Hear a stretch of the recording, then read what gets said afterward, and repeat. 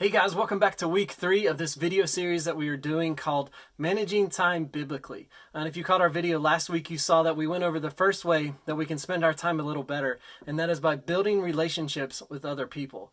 Well, this week we're going over way 2 on how we can better spend our time because we are stuck in our houses, we are under quarantine, and we have a lot of free time on our hands. And so we are trying to figure out ways to spend some of that time a little better today so that it will benefit us later on down the road. And so way 2 today of how to spend our time a little better, spending time listening rather than talking. And so we are building relationships. We are talking to people around us. But if we're honest with ourselves, a lot of us, at the same time that we're listening to somebody, in the back of our head, we're thinking about the next thing that we can say to them. And so in the Bible, Ecclesiastes chapter 5, verse 2 says, "Do not be quick with your mouth. Do not be hasty in your heart to utter anything before God." And so there are really 3 ways of listening. There is informational listening, and that is listening to learn something. There is critical listening, and that is listening in order to evaluate whatever is going on.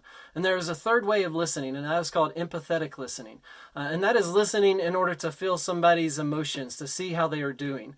A lot of us are really good at those first 2 ways of listening. We listen to something to learn, we listen to something so we can evaluate it, but most of us aren't that good at empathetic listening. And so this week, as we go throughout our week building those relationships, talking to those around us, we can be a little better at seeing how they're doing, asking somebody, "How's your week going?" and actually listening and taking in how they are feeling. More so now than ever before, we need to be seeing how people are doing, checking up on people, and listening to how they are feeling, listening to their emotions. And so that's way 2 this week, that we can listen better, that we can spend our time a little better when we are building those relationships. Thanks so much for joining us today. Excited about next week as we go over way 3 on how to spend our time a little better.